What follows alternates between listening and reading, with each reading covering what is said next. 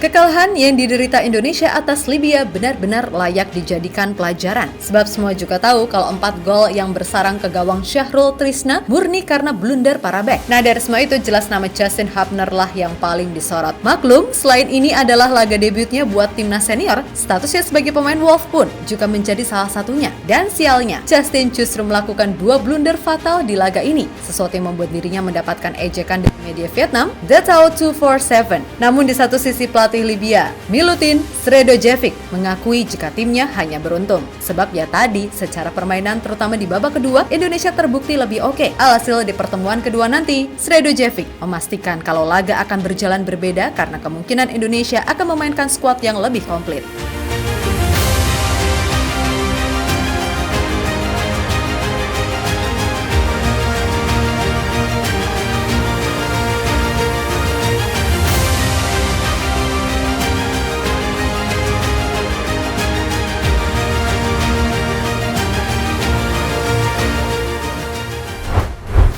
Apa yang terjadi dengan timnas Indonesia saat ini sejatinya nggak usah terlalu dibuat heboh. Ya sih, timnas baru aja kalah 4-0 melawan Libya, akan tetapi ini kan masih uji coba. Terlebih Coach Shin sendiri memfokuskan untuk mencoba semua pemain yang ada. Dan juga formasi 4-4-2 yang terbilang baru, karena selama ini Coach Shin lebih sering main 3-4-3, 3-5-2, ataupun 4-3-3. Nah, di babak pertama dan kedua tampak jelas, dengan formasi yang sama namun pemain yang berbeda. Kualitas permainan Indonesia ini sangat jomplang. Para pemain yang main di babak pertama seperti nggak maksimal dalam menjalankan skema yang diinstruksikan Coach Shin. Para winger yang terlalu melebar sehingga membuat back sayap seperti nggak punya space, dan yang paling mencolok jelas di sisi kiri, di mana Dendi terlalu melebar sehingga Arhan pun nggak punya cukup ruang buat overlap. Alhasil serangan dari sisi kiri ini mati. Kemudian Rafael Streit dan Dimas Derajat seolah belum nemu nih koneksi yang pas sehingga sering banget posisi mereka tubrukan.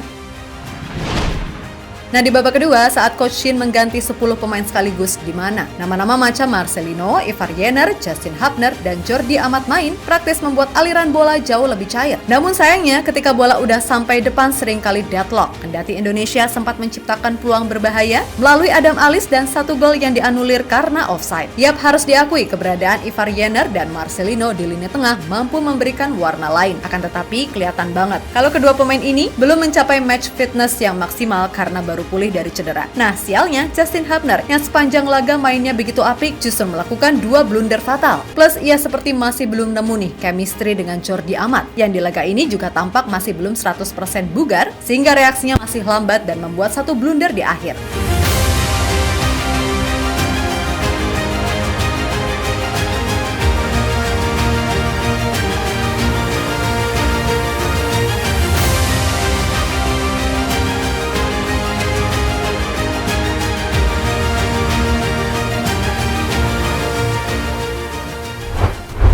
Yap, tentu saja khusus Justin. Ia sepertinya harus membuktikan dirinya emang back level EPL. Sebab media Vietnam, The Tao 247, secara khusus menyoroti blunder Justin di laga ini. Kemudian The Tao juga menuliskan narasi yang seolah meremehkan Indonesia dengan menyebut kesenjangan level antara Libya dan Indonesia jomplang. Kesenjangan level 2 kali lipat di ranking FIFA. Libya berada 26 tangga di atas Indonesia, tulis media tersebut. Sementara itu, pelatih Libya, Milutin Sredojevic, mengaku tak sependapat dengan narasi itu. Menurutnya Indonesia ini bermain lebih baik khususnya di babak kedua. Dan skor 4-0 yang diraih timnya murni akibat keberuntungan semata. Selain itu, Sredojevic juga menegaskan jika di leg kedua nanti, Indonesia pasti akan jauh lebih berbahaya. Sebab ia tahu para pemain yang tampil belum sepenuhnya bugar dan Indonesia belum menampilkan semua para pemain terbaiknya. Ada banyak pemain yang berprestasi dan berbakat dan pintunya terbuka untuk semua orang. Ini belum selesai, tegas pelatih asal Serbia tersebut.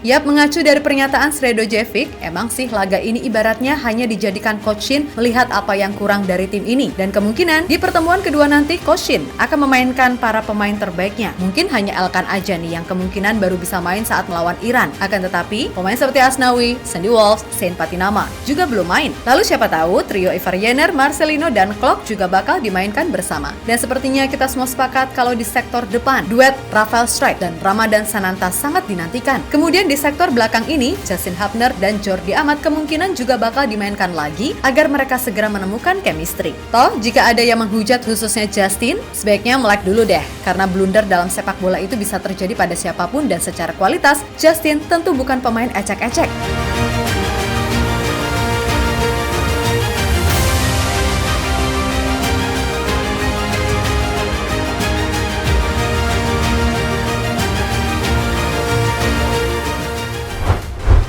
Ya, pada akhirnya kita tunggu aja nih skema apa yang bakal dicoba Coach Shin di leg kedua nanti. Dan tentu saja pemilihan pemain yang akan main. Untuk itu ketimbang hujat sana-sini, ayo deh kita dukung dan percayakan aja semuanya sama Coach Shin. Toh dirinya dan semua elemen timnas juga ingin memberikan yang terbaik agar di Piala Asia nanti bisa tampil maksimal, oke?